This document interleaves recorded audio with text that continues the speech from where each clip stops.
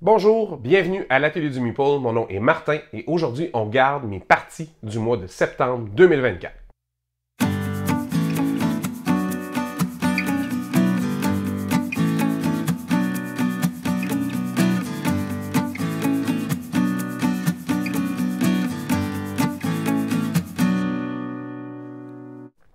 Alors, à quel jeu j'ai joué au mois de septembre? Alors, j'ai fait deux parties de Comic Hunters, qui est un jeu qui était très difficile à trouver. Puis j'ai un ami qui est allé aux États-Unis, qui m'en a ramené une copie.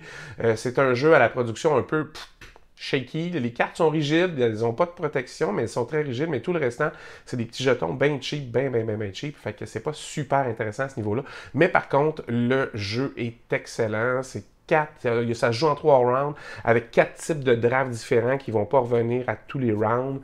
Et vous avez des cartes qui ont les anciennes couvertures des bandes dessinées des jeux de Marvel. Alors moi qui est un collectionneur de Marvel depuis que je suis tout petit, j'ai beaucoup de plaisir à jouer à ce jeu-là parce que je reconnais, je sais c'est qui les dessinateurs, je suis vraiment... J'ai beaucoup aimé ça. Puis c'est un jeu où vous allez acquérir des cartes, puis il y en a certaines que vous allez vendre parce qu'il y en a qui font 1, 2, 3 selon qu'elles sont récentes, un peu anciennes ou beaucoup plus anciennes. Et vous allez payer avec celles que vous allez vendre, celles que vous allez mettre dans votre collection. Alors, super bien fait. Le jeu de règles est un peu so-so, mais c'est bien le fun à jouer. Puis j'aime beaucoup la thématique de collectionner des bandes dessinées parce que j'ai fait ça, moi, dans ma vie un jour. Alors, vraiment, Comic Hunter, c'est le fun. J'ai beaucoup aimé. J'ai rejoué à Apiary avec son extension. Fait qu'Apiary, c'est un jeu que j'avais beaucoup apprécié depuis sa sortie. Je le ressors régulièrement. Il n'y a pas un mois où il ne sort pas, à peu près. Fait que c'est bien le fun. Puis c'est un jeu dans lequel l'extension a apporté plus de ce qu'on aimait déjà, plus de ce qu'il y avait déjà. Alors, plus de tuiles, quelques cartes de plus. Il y a certains jetons qui se sont ajoutés, qui changent des anciens. Fait que ça rajoute quelques petites affaires. Mais c'est super le fun. Ça marche super bien. C'est vraiment un bon jeu de Connie Vogman. Puis qui nous a donné aussi la nouvelle version de Wingspan, qui est Wormspan. Fait que c'est vraiment une designer à surveiller. J'ai rejoué à Ark Nova.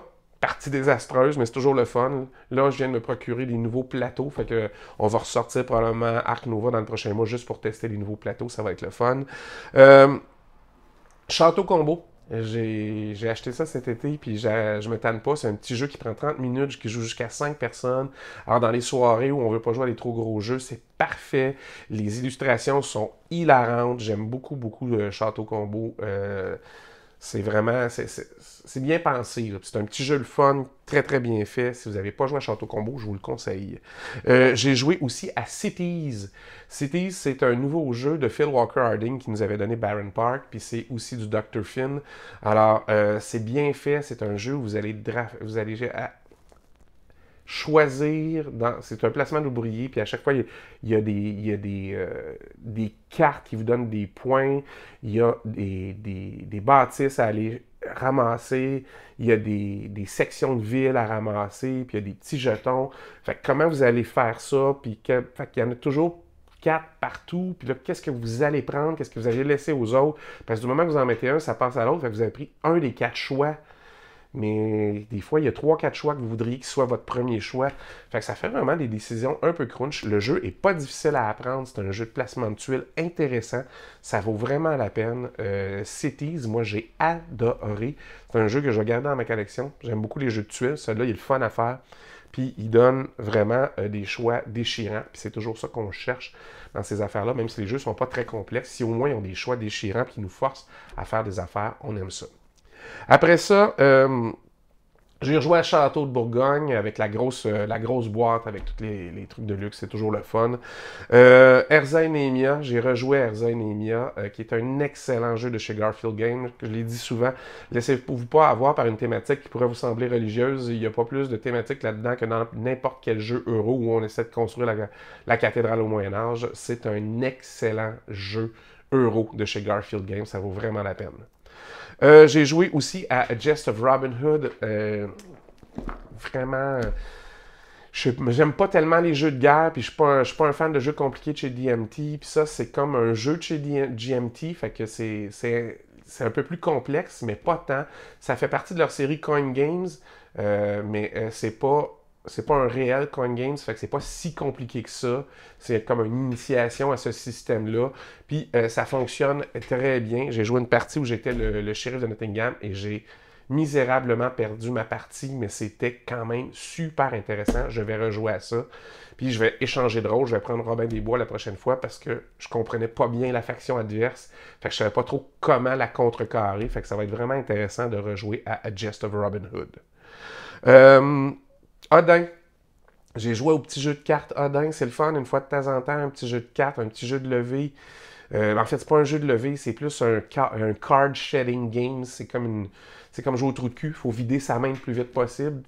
Puis c'est avec des conditions bien particulières. Alors, ça vaut vraiment la peine d'essayer ça. Il y a un système où tu joues soit des cartes pareilles ou soit des couleurs pareilles. Fait que, soit tu joues le même chiffre ou des cartes qui ont la même couleur. Il y a 6 couleurs dans le jeu au complet. Fait que quand tu joues jusqu'à 5 joueurs, ça prend tout. Puis là, c'est beaucoup de variables. C'est quand même très intéressant. C'est pas aussi bon que Scout, je vous dirais, tout à fait, mais c'est quand même super intéressant. C'est peut-être plus facile à expliquer que Scout si vous avez des nouveaux joueurs qui n'ont pas joué beaucoup à ce genre de jeu de cartes-là. J'ai refait une partie de la quête du bonheur. Alors, avec mon gros tapis, mon nouveau... Le jeu, j'avais pas rejoué à la poursuite du bonheur depuis que j'avais eu mon Kickstarter pour avoir la grosse boîte avec tout. Fait que c'était bien le fun. On s'est bâti des vies super étranges. Comme toujours, ce jeu-là, on joue... Même si on gagne pas, on a un fun fou à essayer des affaires, à avoir des passe-temps bizarres, des emplois bizarres. C'est vraiment... la quête du bonheur, c'est un bon jeu. C'est un super bon jeu. Faut pas jouer avec les gens qui veulent tout lire, toutes les cartes tout le temps, parce que ça ralentit en tabarnouche. Mais ça vaut vraiment, vraiment, vraiment la peine. J'ai beaucoup aimé ça. J'ai rejoué à Scout, évidemment. Mais juste une fois ce mois-ci, c'est plus rare. Puis, dans la même lignée que Cities, j'ai joué à Stone Pine Architects.